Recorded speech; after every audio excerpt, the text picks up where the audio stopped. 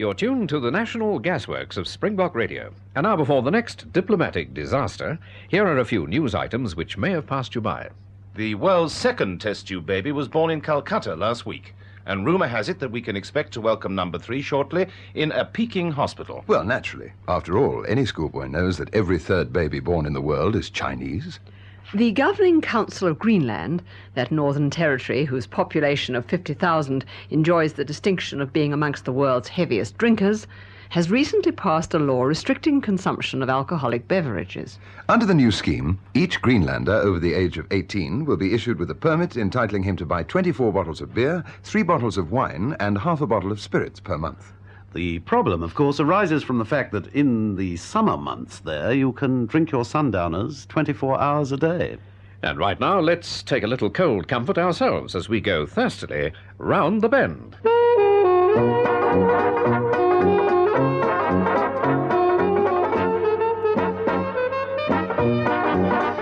Yes, we're going round the bend for another 30 minutes of bull and cocktails mixed up by an alcoholic company of ginger square bashers, dry martini boppers, and liquorious Vanderhumbugs. The scriptwriters are keeping their gins up, the musicians are whining about something, and the producer is flat on his horse's neck. And so the signature tune is being played in cocktail time by the bottoms-up brigade of the Liberian Elbow Lifters and Zanzibar Bartenders Union, going happily round the bend.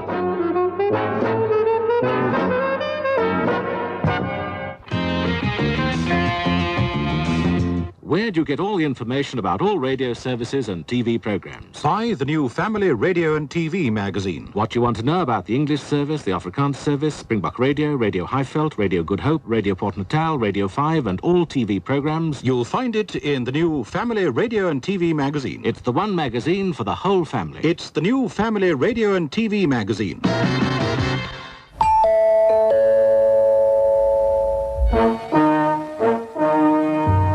Craftsmanship is mastership.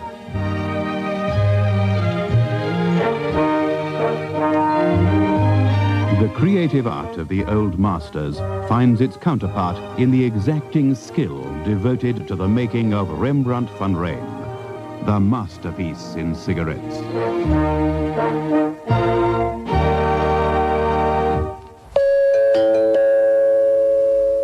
When you've a place you can call your own, let Geen and Richards make it a home. When Geen and Richards offer a good deal, they really mean it. I bought the Empasol Mark I sewing machine for only 299 Rand exclusive. I can use it as a hand or electric machine. And they gave me a matching walnut finish cabinet worth 100 Rand free. Get your Empasol Mark I at Geen and Richards. It'll keep you in stitches. There's no need to go it alone, Geen and Richards. We'll make your house a home.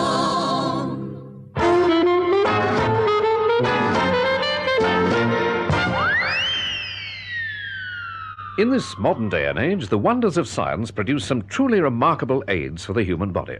Contact lenses are almost invisible, false teeth are moulded into the gums, and wigs and toupees are so realistic that they come with built-in dandruff. But probably the finest achievement has been the new microscopic hearing aid, worn internally, and known as the Hearful Earful. This evening, we're privileged to bring to the studio the man who invented this wonderful instrument, Herr Professor Otto Klanger. Good evening, Professor. Yeah, good. Yeah, what is it? What is that you're saying? I said, good evening, Professor. Oh, thank you. But I don't smoke cigarettes. No. I was just saying good evening to you and welcoming you to Round the Bend. To what? Round the Bend. Found the end. The end of what? It's the name of the program. It's Bend, not End. The end of the program already, but I've only just started to talk. No. The program's called Round the Bend. Why are you shouting? What's the matter? You think I'm deaf or something? Oh dear, I'm terribly sorry. I was just going to say we're very pleased to have you here. Of course I can hear. I hear very well. It's just that at the moment I've got something stuck in my ear hole what is causing an obstructioning. Oh, you mean you've got an impediment? You think I'm crazy? What kind of fool puts in his ear peppermint?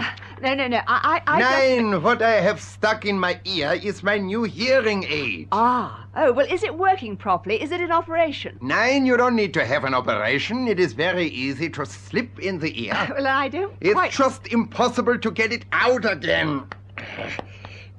Oh, that's better. Now it is functioning with complete efficiency. Really? This hearing aid amplifies every sound in the air. I can hear the buzzing of the flies, the hum of your radio, the rumble of your stomach. Oh, I beg your pardon. Sauerkraut for supper, yeah?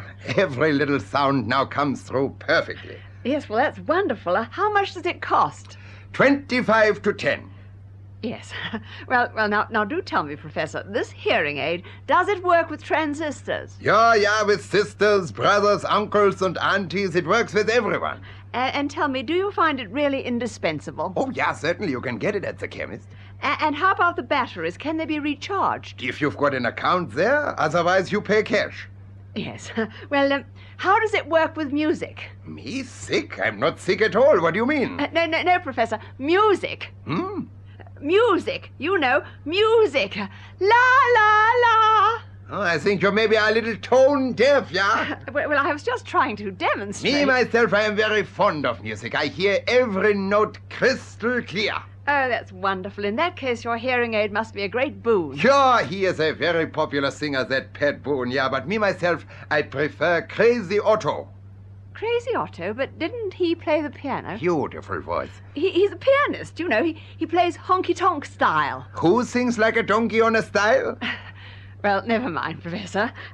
Now, to sum up, would you say that your hearing aid is a major scientific breakthrough in microelectric techniques? Yeah, he is also very good, but I still prefer Crazy Otto. No, Professor. I mean, would you say that your hearing aid is a revolutionary invention designed to facilitate the auditory responses of the handicapped citizen and has been developed from the vast storehouse of your scientific knowledge and research? Would you say that? Sure, I would say it if you would write it out for me. And finally, Professor, can you tell us what led you to develop your invention? Oh, that. Yeah, well, you see, it was because at one time, believe it or not, I didn't hear so well myself. And my friends told me I should listen to all the wonderful jokes on some crazy radio program on Saturday evenings. I'm not sure what it's called. Yes, well, we don't really have time for any more, but I would like to thank you for talking to us, Professor, on behalf of our listeners. I'm sure many of them who are a little hard of hearing must feel they found a friend. Yeah, of course, that's the one. Round the bend. From time to time, listeners write in with requests for the old-fashioned plays with drama, passion, suspense. In fact, the genuine Victorian melodramas. And so tonight we're very proud to present a new version of possibly the most famous melodrama of all. We've called it Sweeney Todd, the Demon Barber, or A Close Shave with Death.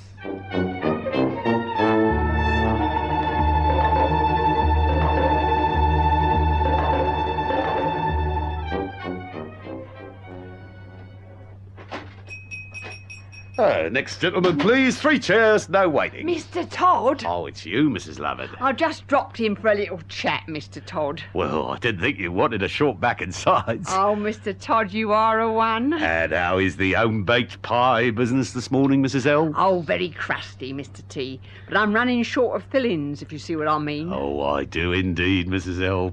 My customers demand a lot of meat, and I can't meet the demand. Well, I sent you a consignment yesterday. Well, that didn't go very far, Mr. T. Yes, he was a little on the short side, I must admit. You've got to do something, Mr. T. I must have a regular supply. Well, I'm trying my best, Mrs. L. After all, I have an interest in your pie shop. In fact, I have a stake in it, as you might say. But not big enough, Mr. T. I hope you're going to have a busy morning. Well, I hope so too, Mrs. L. But things are difficult these days. I tell you, running a barber's shop, it's a cutthroat business. Oh, I know, Mr. T. The last customer I had almost got away before I could polish him off. A close shave, Mr. T. Yes, I just got him in the nick of time. That's why I've got this new chair installed. A new chair? Oh, yes, this is a great improvement on the old model. It's what they call automation. Automation, Mr. T? Yes, look at it. Go on, have a butcher's, if I may coin an appropriate expression. It seems just like an ordinary barber's chair. Ah, it does indeed, Mrs. L. But when I pull this lever here, I just have to release the catch and the trapdoor underneath the chair opens, the chair swings down and tips the customer into the cellar underneath. Oh, my goodness me. Well, there's nothing to it, Mrs. L. It's as easy as pie, if you follow me. Oh, a customer, Mr. T. Oh, good morning. Oh, I thought I'd never get here. Oh, it's you, Horace. It's my new assistant, Mrs. L. Oh, I'm afraid I lost my way. What's the matter with you, Horace? You should have been here at 8 o'clock. Why, what happened? In this business, punctuality is very important, Horace. Why can't you ever be on time? Well, I'm sorry, Mr. Todd, but ever since my dad died, it seems to run in the family. Run in the family? Aye, Mum always is telling me about my late father. Well, if it happens again, we'll have to do something about the late Horace. Oh, this getting up early makes me that tired. I think I'll just sit down for a moment. Not in my new chair. Why not? It's very comfortable. Horace? I mean, it's not as if we've got any customers at the moment. Yes. Yes, that's very true. Mr. T, are you thinking what I'm thinking? Oh, precisely, Mrs. L. After all, he's a well-covered young lad. Well, he hasn't been worked to death, Mrs. L. Hey, that reminds me, Mr. Todd. I wonder if I might have this afternoon off. I want to attend a funeral. Yes, Horace, I think that could be arranged. Make yourself comfortable in the chair, lad. I'll just adjust it for you. Now, down the hatch. Oh! You know he shouldn't have asked for the afternoon off, Mr. T. Oh, well, that's his funeral. More of a cremation, I think, Mr. T. I'll just nip across to my shop and put the oven on. Well, he's not quite ready for you yet, Mrs. L. Just stunned by the whole affair, as you might say. I'll have to nip down to the cellar and polish him off. Oh, tell me, Mr. T, just how do you do that, if it isn't a trade secret? Oh, not at all, Mrs. L. I slit his throat. What? From there to there? No, from ear to ear. Shop, Mr. T? Oh, this one must be a customer. Good morning. Step this way, sir. You're next. This won't take long, Mrs. L. Very well, I'll wait at the side, Mr. T. Would you be Mr. Sweeney Todd, the barber? That's right, sir. And if you'd just sit down in this new chair here, I'll attend to you right away. No, I don't need a haircut. My name's Philby. As a matter of fact, I've come to see you on a matter of importance. Oh, really, Mr. Philby? Well, just the same. Do sit down in the chair. Oh, all right. Thank you. Hey, my goodness me, it is comfy, isn't it? Could use one of these at home. In a chair like this, I could happily spend the rest of my life. That could be arranged, sir. What did you want to see me about? Well, it's in connection with a recent death. Oh, is it? I'll have to polish him off quick. Mr. Todd, you're in for a big surprise. And that makes two of us. You beg your pardon? Oh, I was referring to the lady waiting over there, my partner, the widow Lovett. Oh, good morning, madam. Pleased to meet you, I'm sure. It's rather unusual to find a lady in partnership with a barber. Isn't the work a little strenuous? Oh, a very powerful woman, Mrs. Lovett, sir. Yes, so I see. I expect she could make mincemeat of me. Very true, sir. Well, Mr. Todd, I'm a lawyer, and I have some splendid news for you. Your great-uncle, the late Ebenezer Todd, died recently and has left you a bequest in his will. Well, just imagine that. Dear old Uncle Ebenezer. You know, Mrs. L, we used to call him Big Ben on account of his ugly great clock. How much is it? It's not money, Mr. Todd. Ah. Something even better. A barber's shop in a small country town where there's no competition. A really flourishing business. No competition, eh? Oh, just imagine. Oh, Sweeney, this is what we've been waiting for. Now we can go legit. Well, I don't know that I'm ready for marriage, my dear. No, I mean we can give up the other side of our operations. I'm sick of slaving over a hot stove all day. Well, Mr. Todd, Mrs. Lovett, I'm sure you'll find you can make a very good living and will be able to settle down to a new life of rural peace. Oh, it sounds lovely, and I'll never have to think about meat pies again. Me neither. Well, thank you very much, Mr. Philby. Tell me, just exactly where is Uncle Ben's barber shop? Oh, it's a lovely spot up in Leicestershire, sir. Little place called Melton Mowbray. Chevrolet Chevert. Exciting aerodynamic lines styled on the continent. That's a fact. Less wind resistance, greater fuel economy. That's a fact. Exhilarating four-cylinder performance. That's a fact. family-sized boot. That's a fact. Luxurious body-hugging comfort. That's a fact. All this and rally-proven reliability. That's a fact. Chevrolet, family economy in a beautiful shape. Chevrolet brings back the good times. That's a fact.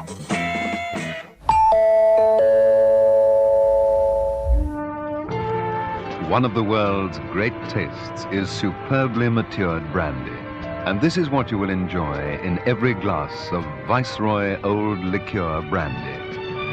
Aged and mellowed to perfection for people with the time to enjoy it, savor it, linger over it. Viceroy, the brandy of matchless maturity. Viceroy. You're the Pepsi generation, come and have a Pepsi day. Come on, and taste the Pepsi way. Come on, and have a Pepsi day. Wrap a thirsty smile around it, raise a Pepsi up and down it. Come on, have a Pepsi day.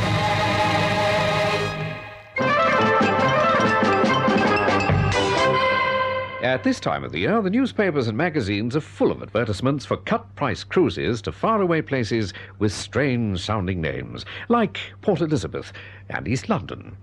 It's also possible to take a trip much further afield to the mysterious East or across the Atlantic to sunny South America.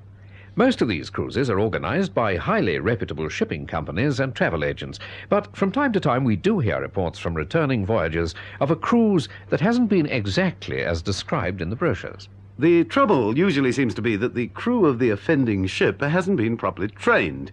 And in fact, there's no doubt that in this day and age it's becoming increasingly difficult to get the staff for these sea trips, as pay and conditions are not always of the best. It's possibly only a matter of time before seamen go on strike, a situation which might put the captain of a passenger liner in a rather awkward spot.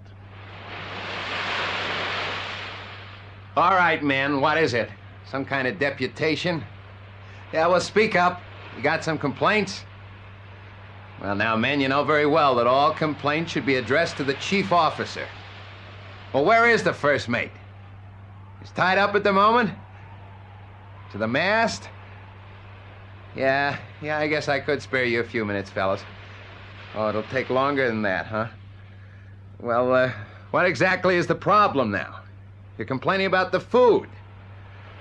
Well, now, fellas, let me tell you this. The crew on this ship enjoy exactly the same menu as the tourist class passengers. Oh, yeah, that's what you're complaining about. Well, maybe I should have a word with the cooks, if they're not too busy. They're up to their ears? In the soup cauldron? All of them? Well, I mean, was that wise, fellas? I mean, you know what they say. Too many cooks spoil the broth. Yeah, well, I guess that takes care of that, huh? Oh, there's something else? You want me to understand that the junior officers are revolting, too? Well, I'll go along with that. Oh, yeah, I see what you mean. Well, look, fella, what's your name? Fletcher. Well, Fletcher, Mr. Fletcher, sorry. Oh, that's your first name. What? Fletcher Christian? Well, that is a coincidence. How about that? Well, Mr. Christian, I have a reputation for running a clean ship. Yeah, I have seen the crew's quarters, but when I say a clean ship, it's more a figure of speech. Well, I look after my men. I know I was sorry about having to leave those two fellas behind in Cape Town. There was nothing I could do. They had a little trouble with the customs. Well, now, Fletcher, I'll agree with you. It wasn't exactly smuggling. They went ashore and they got friendly with a couple of girls they met down at the docks, and well, they just didn't know about the local customs. Well, we'll be back to pick them up next year. Well, they should be released by then. Okay, now, does that take care of it? There's something else? The passengers? Say, where are they right now? What, they're doing lifeboat drill? I can't hear anything. What's that? They're too far away by now. Look, fellas, I mean, a gag's a gag, but they're a pretty nice bunch of... You don't agree, huh? What's that? Some of them threw all the deck stewards in the swimming pool. Yeah, well, I guess it was just high spirits. In fact, let's just say they were high. Well, there was no real harm done. Huh? Half the deck stewards can't swim. Yeah, well, let's look on the bright side. It'll give the ship's surgeon a chance to practice the kiss of life, huh? Okay, so he's been practicing on the lady passengers all the voyage. Well, that just proves my point. Practice makes perfect. Now look, fellas, what exactly you want me to do? You're not serious.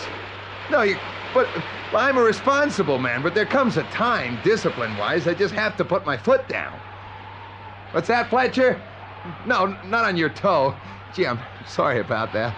Well, man, I don't like to say this, but I'm gonna have to get a little rough right now. I'm gonna have to turn the ship around and go back for the passengers.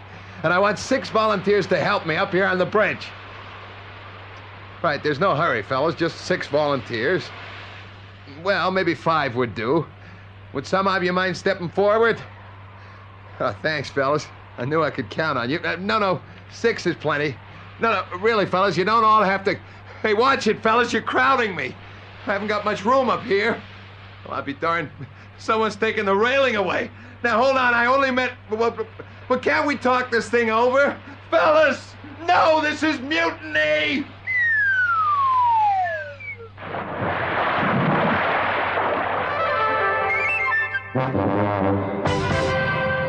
The pyramids of ancient Egypt have stood through thousands of years as a constant reminder of the antiquity of man and his miraculous achievements. The precise date of construction of the pyramids is still a matter of controversy, as also is the reason for their striking geometrical shape. Round the Bend's resident archaeologist, however, has finally uncovered the truth about these massive monuments, and tonight we are privileged to bring you the story of the amazing events which led to their construction, entitled 3 Cheers for the Sun God, or Ra Ra Ra.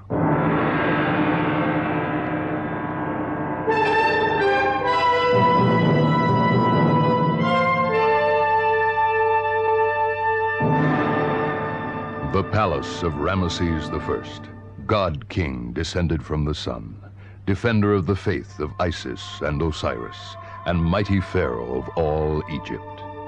In the royal banqueting hall, the beautiful Queen Nefertuti ministers to his every whim. No, really, Neffy, not roast peacock again. But you like roast peacock, darling. Yes, but not for breakfast. Besides, you've forgotten to take the feathers out. All those eyes staring up at me, it's most disconcerting. Oh, don't be such a fussy little pharaoh. Oh, really, Neffy, you never talked to me like that when we were first married. Whatever became of your sweet heavenly manner? Well, you know how it is, darling. You can only get it at Passover. Dear Neffy, my love, I don't know how to put this, but I'm not altogether happy about the way you're carrying on. Oh, is there a better way, darling? I mean, for instance, your clothes. Décolletage is all very well, but right down to the waist? Well, it's the very latest fashion. As Egypt's first lady, I must keep abreast of the times. Yes, but there's no need to overdo it. Where I lead, darling, others follow. Yes, but with that style, you won't get much support. Oh, don't be such an old fuddy-duddy. Stop living in the past. After all, this is the 15th century B.C. B.C.? What's B.C.? Before Cleopatra. Well, frankly, Neffy, it's not just your clothes that worry me. It's your social life. Every night I hear some young man's chariot pull up outside the front door and he blasts away on his hooter. Oh, I am sorry, darling. It's just the bell doesn't work. So I put up a sign saying, "The king's sleeping, so just toot and come in." Well, it's got to stop. I mean, we're neither of us as young as we used to be. And one of these days we shall lie swathed in bandages in the royal sarcophagus. And you, my love, will be another Egyptian mummy. Well, not if we're careful, darling. Come to think of it, I shall be a mummy myself. Isn't science wonderful? Well, you can lie in your silly old sarcophagus, but little Nefertuti wants something more palatial. I'm going to build my own private mausoleum. Mausoleum? But surely we don't need another bioscope. Oh, don't be silly, darling. My mausoleum will be one of the 7 wonders of the world, a soaring edifice housing my mortal remains that looks across the desert to the waters of the Nile. Oh, you mean a tomb with a view. But for Queen Nefertuti, only the best would suffice. And thus she prevailed upon the king to bring to Egypt the world's finest architect. I'm sorry, Neffy, but he won't come. He's still working on those gardens in Babylon. Oh, what's he doing there? Oh, just hanging around. But I have got you someone else, a Greek fella. Greek? But, darling, does he know anything about the geometry of architecture? Oh, he's an expert on the triangle. But, darling, I want an architect, not a musician. No. He's very highly regarded in the universities. Fellow by the name of Pythagoras. Oh, no, he's dreadfully old hat. His style's so terribly corny. Really? I thought he had the right angle on all this sort of thing. Pythagoras, darling, he's the sum of all the squares. That must be him now. Come in. Are you Pythagoras? Greeting, great pharaoh. Mighty god king descended from the sun, defender of the faith of Isis and Osiris. Yes, don't bother about all that. Just call me Ramesses. Why? Well, that's my name. Ramesses II. That's the name of a king? Sounds more like a racehorse. All right, you can cut out the one-line gags. Pythagoras, I'd like you to meet my wife, Queen Nefertiti. Oh, you're younger than I expected. Really, Your Majesty? Then everyone's younger than I expected. Your Majesty is a very beautiful woman. Your lips are like cherries. Your eyes are like wine-dark grapes. Your skin is like a peach. Just call me Nefertiti. I call you Nefertuti Frutti. I must say you Greek boys have simply gorgeous physiques. How do you keep in training being a mathematician? I just exercise on my parallelograms. Yes. Well, don't you think we should get down to business? What do you think I'm doing, darling? I mean about the mausoleum.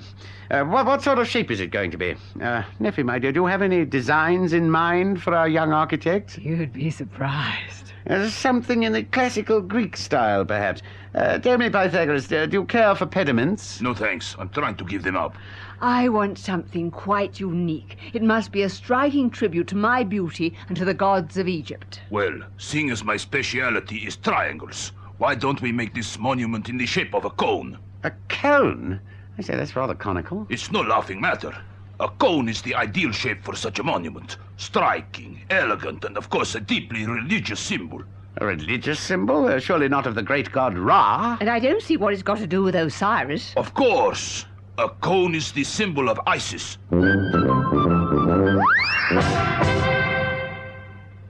And so the great mausoleum was built at Giza in the shape of a cone. But a few days after the construction was completed, the queen was distressed to find that the workmen had returned to the site. What on earth is going on here, darling? There's thousands of slaves all over the place knocking my beautiful mausoleum about. Yes, I'm sorry about this, my sweet. We're having to do a little reconstruction and demolition. Demolition? You must be mad. Well, I was jolly annoyed about it. Pythagoras, sweetie pie, what is all this about? Relax, Tutti Frutti. We're not knocking down your mausoleum. We're just straightening up the sides. Straightening the sides? Frankly, I like this design better.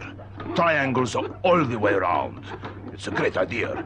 I'm calling it a pyramid. Pyramid? But, darling, you distinctly suggested a cone. Yes, the trouble was it was much too big for the area as a single dwelling unit. This part of the desert is really zoned for 6-story sphinxes, and the Giza City Council raised a heck of a stink about it. Yes, they said we had to straighten out the sides. But what's the idea of that? Well, it's all a matter of geometry, really. You see, if you take a section through the center of a cone, you get a triangle. A pyramid has 4 triangles, 4 sections. We can sell it off in units to 4 different kings and queens. It's going to revolutionize the building industry. I call it sectional titles.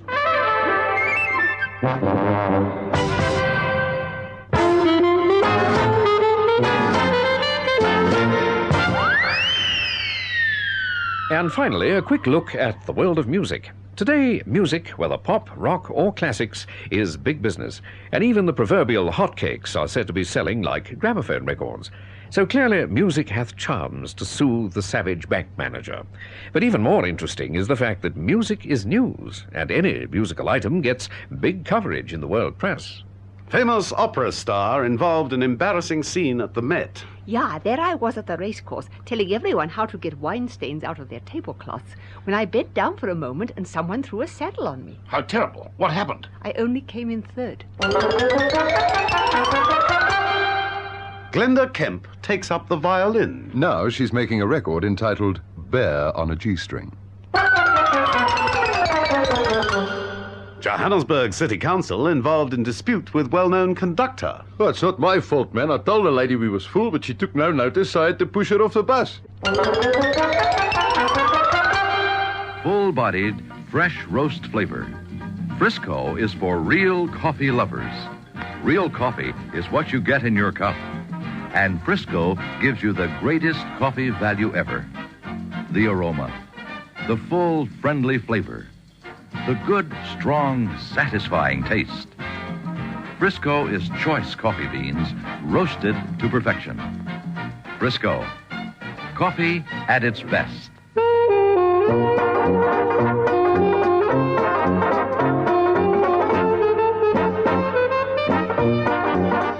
For the past 30 minutes, we've been going round the bend with Michael Mayer, Ian Hamilton, June Dixon, and Donald Monat. Your announcer was Victor Mackerson. The script was written by Donald Monat and June Dixon, who invite you to join us next week at the same time for another crazy half hour while we drive you round the bend.